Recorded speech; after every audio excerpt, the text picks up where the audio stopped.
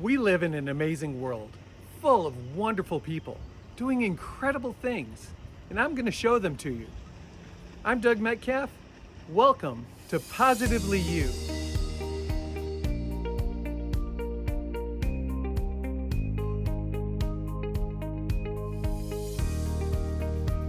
I always credit the snows for teaching me not to be afraid of ghosts, but be very afraid of breaking furniture. and so, but it was the combination of history, the history of the place. They never knew who that little child was. They did the historic lineage, and they think it might have been like a neighbor's child or something. Mhm. But no little girl had died in that house that anyone's aware of. And but I became very much enamored with history growing up in that location, and so that's kind of the place I retreat when I close my eyes and want to go to a happier place. I always go to Waverly as a child. Hello, welcome to Positively You. I'm Doug Metcalf, and today I'm going to bring you a friend of mine, Craig Owens. He's a man who not only investigates history, but he investigates haunted history.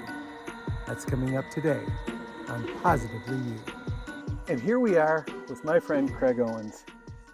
He has a book out called Haunted by History, and he is a historian and does some amazing things. And when we look into all these different spaces that we go to and things that we travel to, you seem to have a great knowledge of everywhere we go.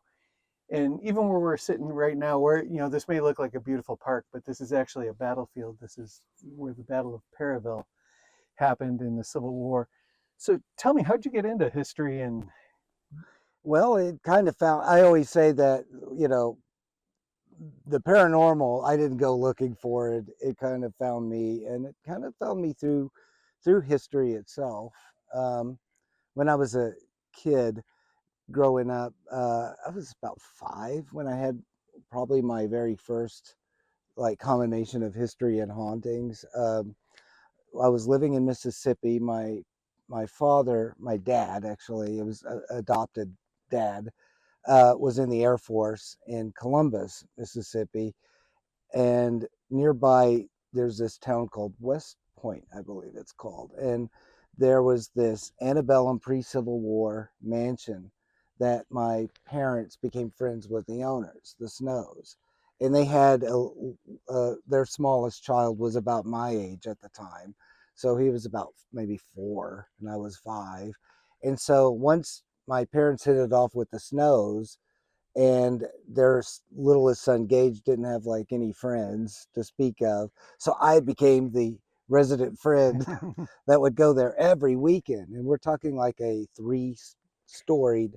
house, and it was very Georgian looking and had bats that always seemed to circle the very top turret, where nobody goes, and they were antique dealers originally, the Snows. When they found this house in ruins, it still belonged to the original family who had long abandoned it. So they found out who it was, and they made a deal to sell it. And they spent their whole lives slowly rebuilding it, but they did it through some agriculture, but a lot of it was antique sales. So they specialized in Civil War era, later Victorian, and all this.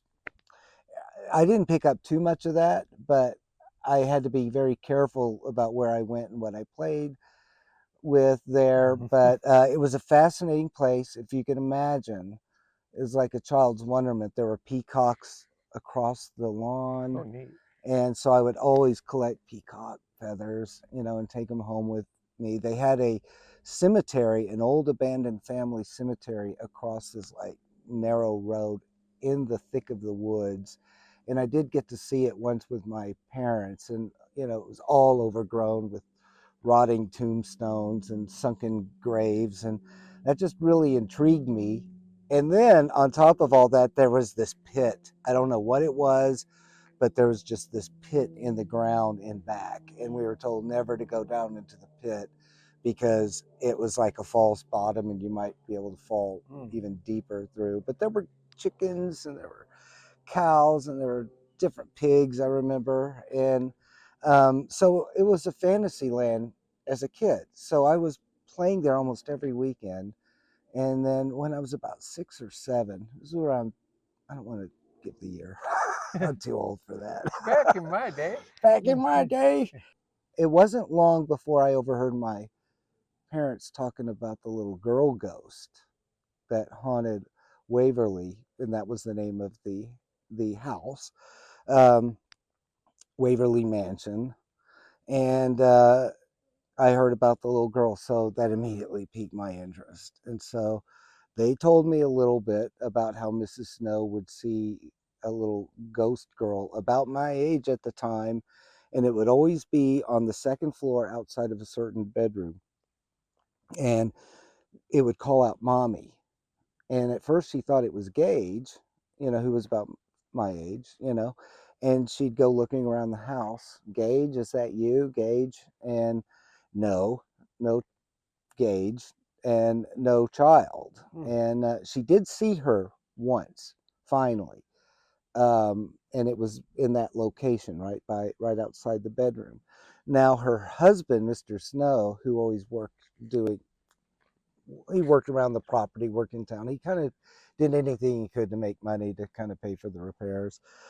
He didn't believe the stories at first. So Mrs. Snow made him stay home from work one day, and they went into that one bedroom, and she just said, "You just sit there in that chair, and I'm going to sit right here, and we're going to watch," because there was something that she had noticed fairly consistently in that room.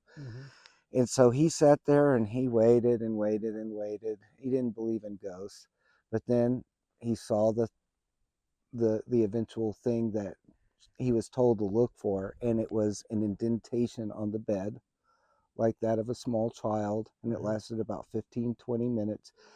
Then suddenly the indentation lifted, and then there was a swoosh of a bed skirt, as if like someone just jumped out of bed and ran out. Oh wow.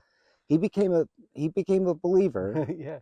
Now they kept the story from the public until 1972, and that's when it started leaking out that Waverly was haunted. Now, when I was there, once I heard that story, it hadn't gone public yet, but it was just about ready to. So I started like looking for the ghost girl all the time, and I did spend the night there at least maybe twice, but one night I do remember very vividly, and for years my mom and I had arguments over what really happened that night. But what I remember is that we were having dinner like we normally occasionally would do at night, and they would stay up talking, maybe sipping wine, and the kids would go to bed. So Gage and I, it was about probably 9:30, 10 at night. So they would just lay out these pallets or sleeping bags on the floor in one of the dark rooms. And Gage and I would just, sleep side by side on our little pallet or whatever.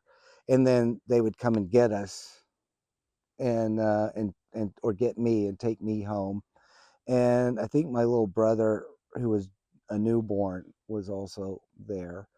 And well, one night I laid down on the pallet and fell asleep.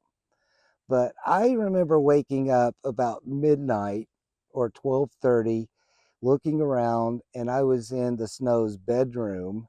The Snows were sleeping in the bed, and Gage was asleep next to me, and I was terrified, just terrified and angry that I felt abandoned, and so I literally woke up the Snows, and they were trying to get me to go back to sleep and stay. I was like, I'm not staying. I'm not staying. I want to go home. And so they literally called my dad, who drove all the way from Columbus to get me. And I remember vividly remembering that he was so mad at me that, he shows up in t-shirt and shorts, and he's angry because we pulled him out of bed and he had to drive like 30 miles to get me. And I didn't care. I didn't care. I was away from that house. And when I went to bed, I even still remember going, home, sweet home. My mom for years said that never happened, that I woke up the next morning and that's fine. So she said, well, they don't have a phone. So how could they have called, you know? I've since kind of figured that my mom's wrong, that this probably did happen. But for years we'd argue back and forth over this. But I have stayed there the night because I remember getting up and picking up eggs and stuff. Mhm. I never found the ghost girl, in case you're wondering, Mhm. but I was terrified one Mhm. night. And my mom said that there was one night she put Jameson, my little brother, newborn, in a room to sleep, and she got very uncomfortable. There was like a vibe to that room, so she Mhm. changed her mind and got and just kept her and where they slept, where they Mhm. were visiting. Um, Mrs. Snow eventually died in around 91, 92. And I did get to see her in 89 for the last time. And I had just graduated from college. We had moved away in 72. So I hadn't seen her from like 1972 to 1989. So I was in the neighborhood and I thought, I'm going to go and visit her, see if she even remembers me. And I'll be, she did. Uh-huh. She called me by the name, which I couldn't stand, but my first name's Jeffrey, and she would always say, "Call me Jeff." And no matter how many times I would say, "I'm not Jeff, I'm Craig," you know, she always was very proper, very Yeah, Southern. my grandfather used to call me Jimmy because he always wanted me to be called Jimmy, and Yeah. my mom called me Doug. So So I I get let it. her. I gave her a free pass. It actually was a term of endearment to hear Mhm. her still remember me as Jeff, Yeah. in 1989. And I did. I sat her down, and just like when I was 6, 7 years old, I asked her about the ghosts, and she said, "Yeah." Um, you know, haven't seen or heard from her very much, but she's still around. And then her daughter, who didn't believe the ghost stories, was like, "Oh, mom, you're stir crazy." She finally saw the Mhm. ghost girl too. So that's two members of the Snow family. Well, it's kind of funny because the Snows, this it's not funny. The Snow Mrs. Snow passed away, and then I found in a collection in my grandmother's house in Odessa, Texas, West Texas, Ghosts of the South, and I just on VHS. So I just put it on because I'm bored, and when I got to see Mrs. Snow tell the Oh story wow. Oh again, how neat. and the house, both all the Snows are gone, and the house was put up for sale. But I have seen where paranormal investigators go in there, and it's kind of it hurts, but they're like calling out for Mrs. Snow, you Mm. know, and I'm like going, "Oh, she's not going to answer to your line of questions, I know her, I Uh-huh. knew her personally, and but it kind of stung when it's someone is Yeah. now supposedly a ghost. So how does that impact your work now? Well, I always credit the Snows for teaching me not to be afraid of ghosts, but be very afraid of breaking furniture. And so, but it was the combination of history, the Mhm. history of the place. They never knew who that little child was. They did the historic lineage, and they think it Mhm. might have been like a Mm. neighbor's child or something. Mhm. But no little girl had died in that house that anyone's aware of.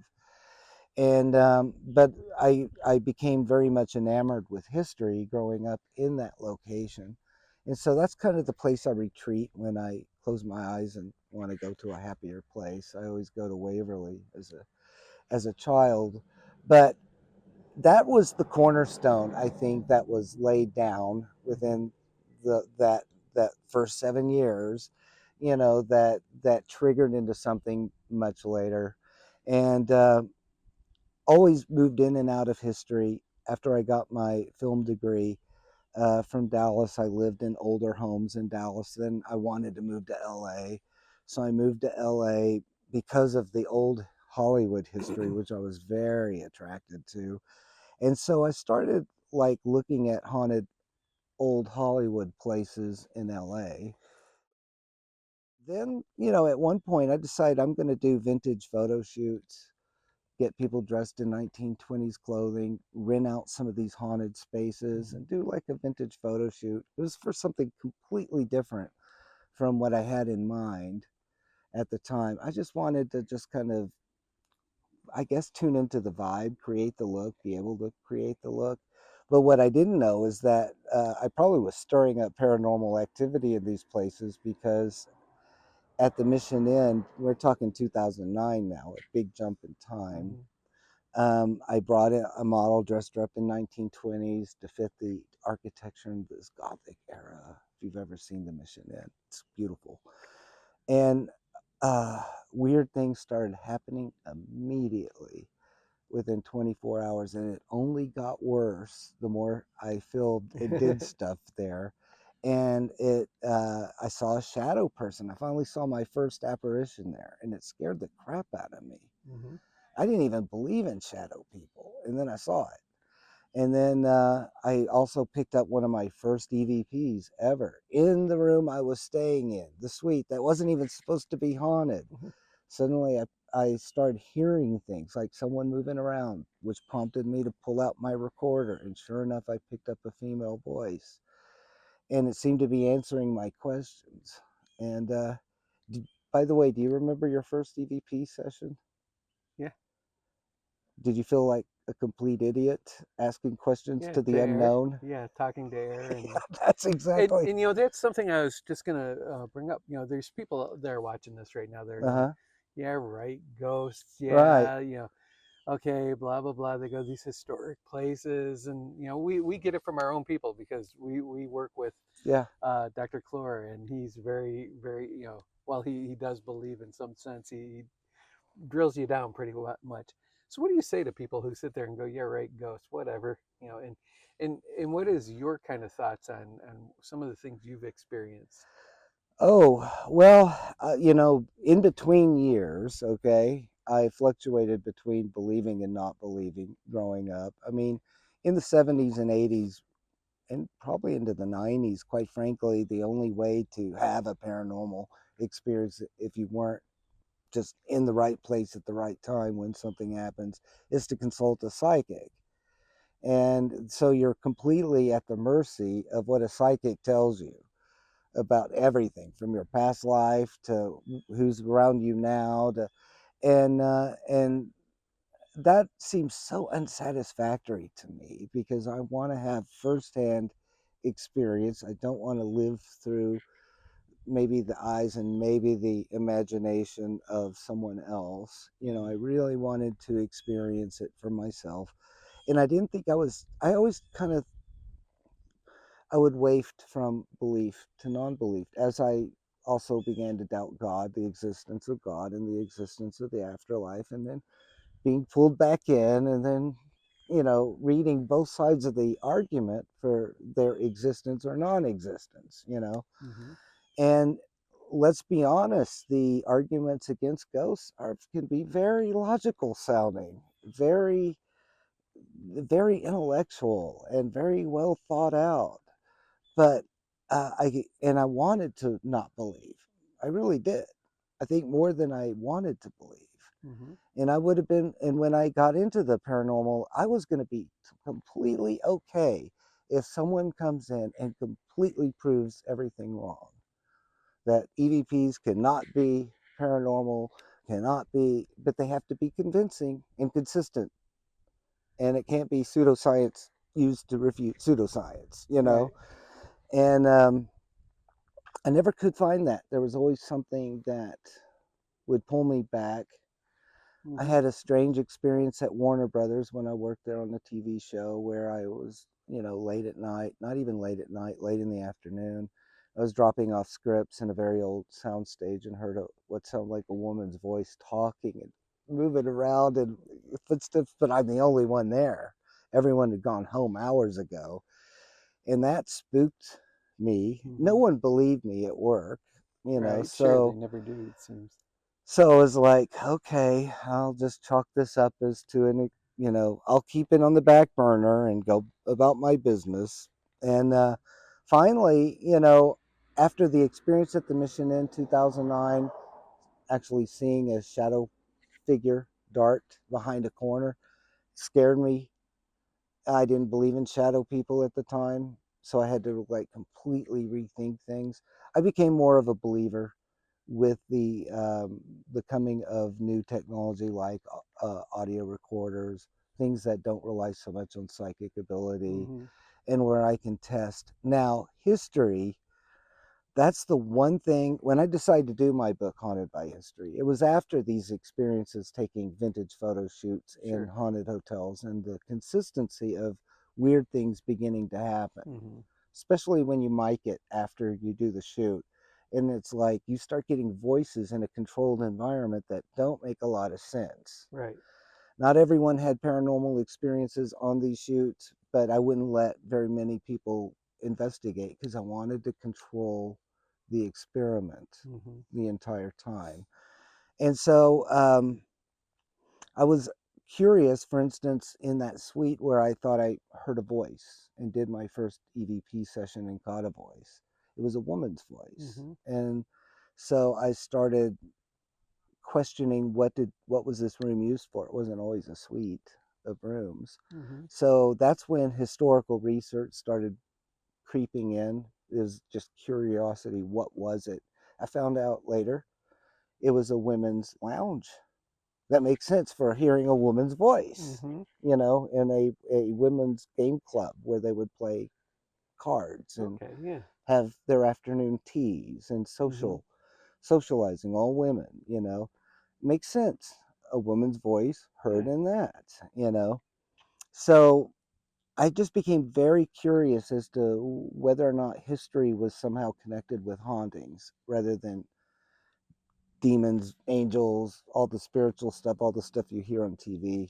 And I know we've talked about this, but when I decided to redo and turn this concept into a book, I like wiped away every single preconceived notion of what a ghost is and what a haunting is. All the, is it angels, demons, intelligent versus residual, the magic 3 a.m. hour, all this stuff, and just wipe it out and just put one building block foundation. Is it connected with history? Right.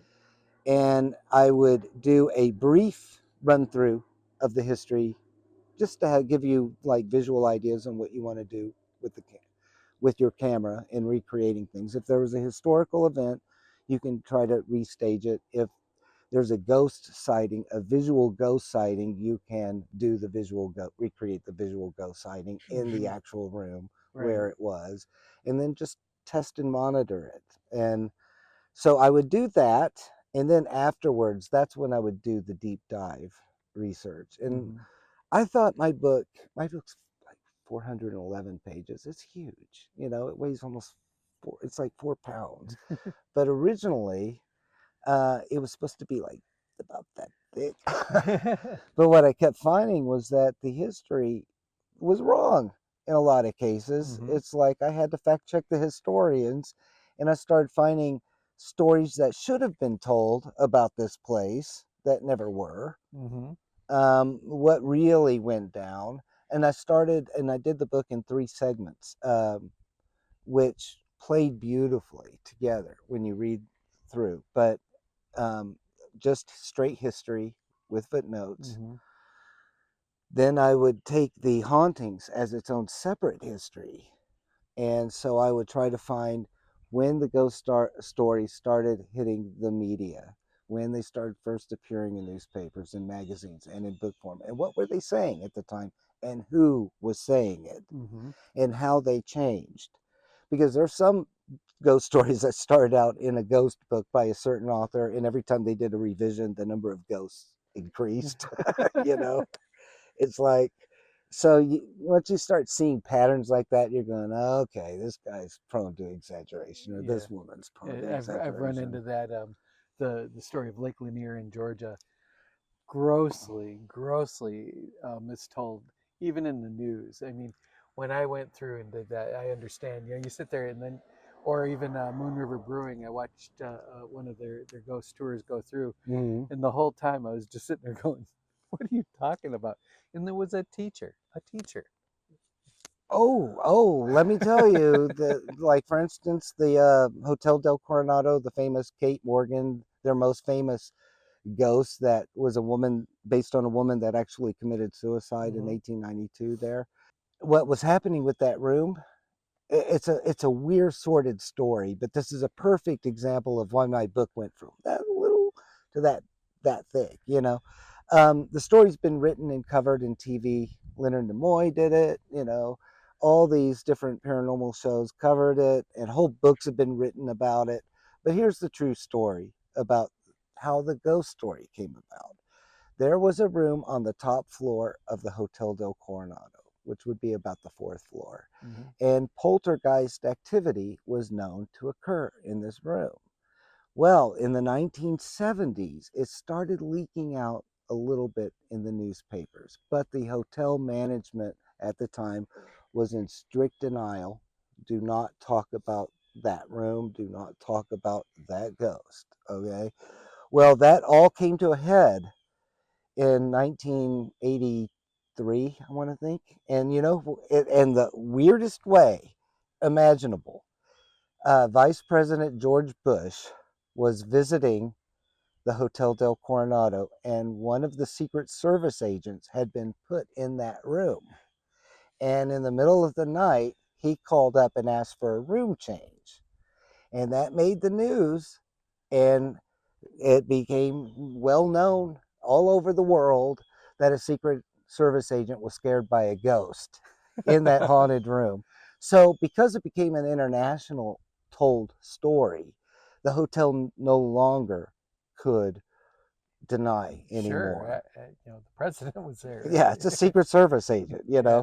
And now there are a couple of versions of what happened um, told, but one version was that the non-paranormal version is that the Secret Service guy went to his hotel room, was bored, turned on the TV, and saw a local news coverage of the ghost at the Hotel del Coronado, and he recognized the room that he was staying in. And so he started hearing a few bangs and pipes, and he called in and said, I want a room change. The other one story, which is the one I believe he told himself later Uh-huh. on TV when interviewed, is that he heard the sound of parting upstairs and footsteps.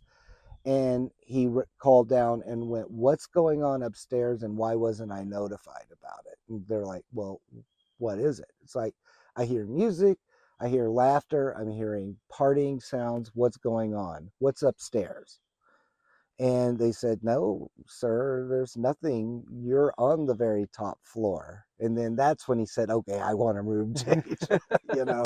But um, so after that happened, a historian, won't give his name, but he's a professor in San Diego. He decides to cash in on that. So he goes back through the records to find anything historically that would explain this poltergeist room on the fourth floor. And he comes across Kate Morgan, a woman that died by suicide in 1892.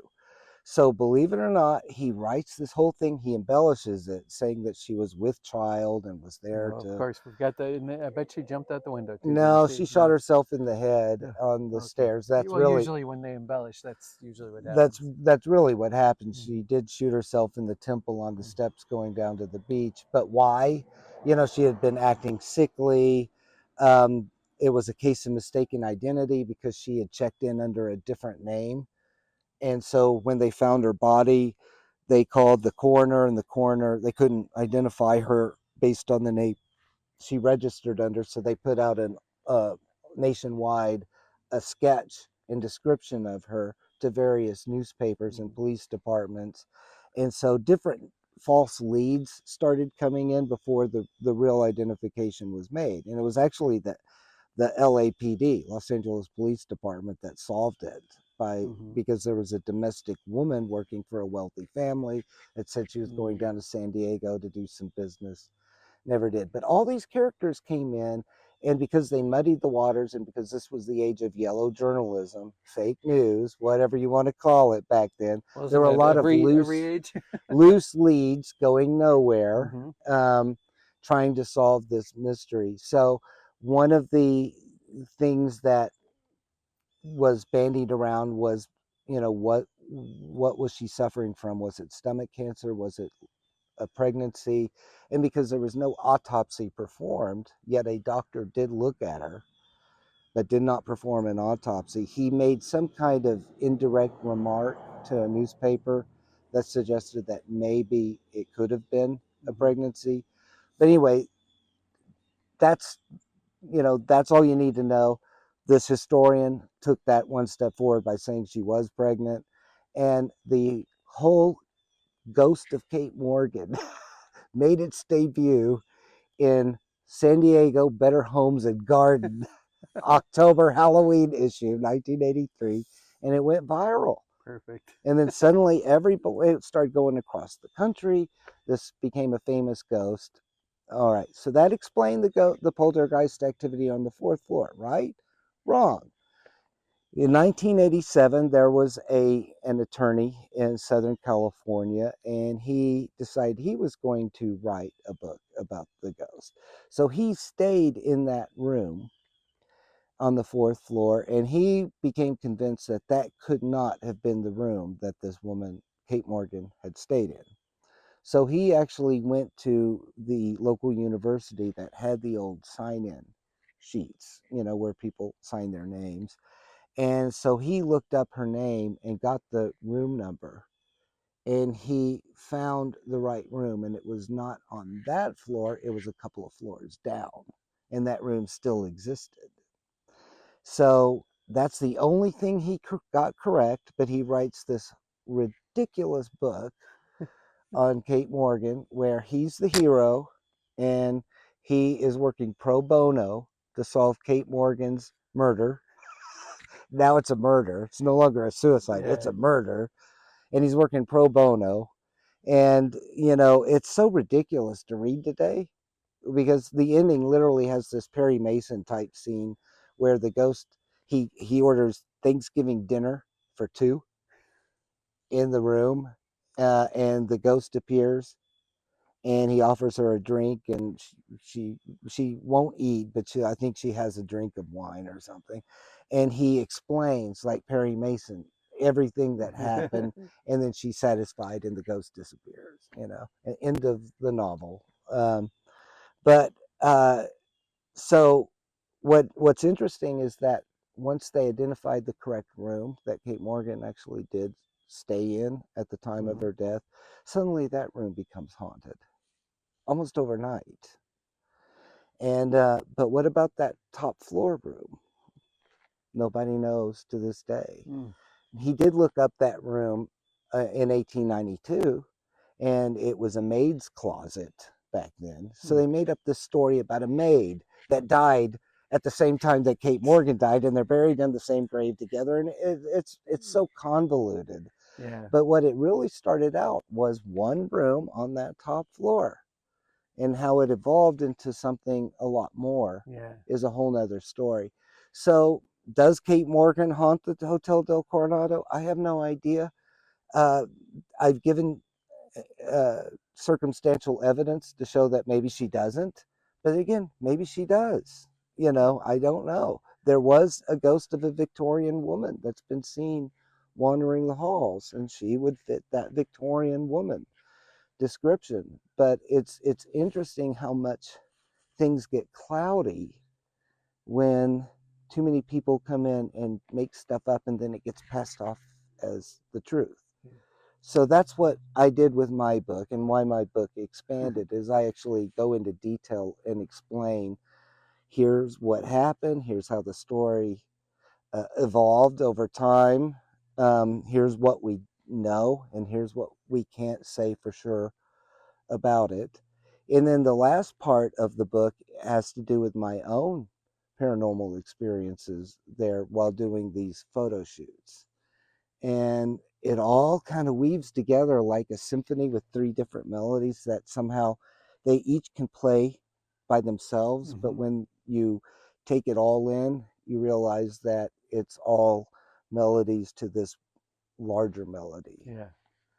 Yeah, and that's the thing that this is why I love just we sit and talk on set often, and I just listen to his stories because no matter where you are in any historical location, Craig's already researched it, he's already looked into it, and while I'll hear something from somebody who works at a place where we're at or somebody who lives there, and Craig will just say, kind of like a Lee Corso on College Game Day, not so fast, right? and he really researches that. And plus, he's a great guy. Thank you so much for being on Positively You. I really appreciate it. Oh, thank you for having me. And one of the great things about it, he is a very positive person as well, which is awesome. So thanks for watching today. Very interesting conversation. And whether you believe in the paranormal or not, Craig's got the history of wherever we're going to go. We're here on the battlefield in Perryville, and Right in a place where there probably were people that lost their lives. It was a very bloody battle that happened on October 8th, 1862, and we're very close to the anniversary of that battle. we're 2 days out when we're recording this. Thanks so much for watching, and you know what I'm going to tell you.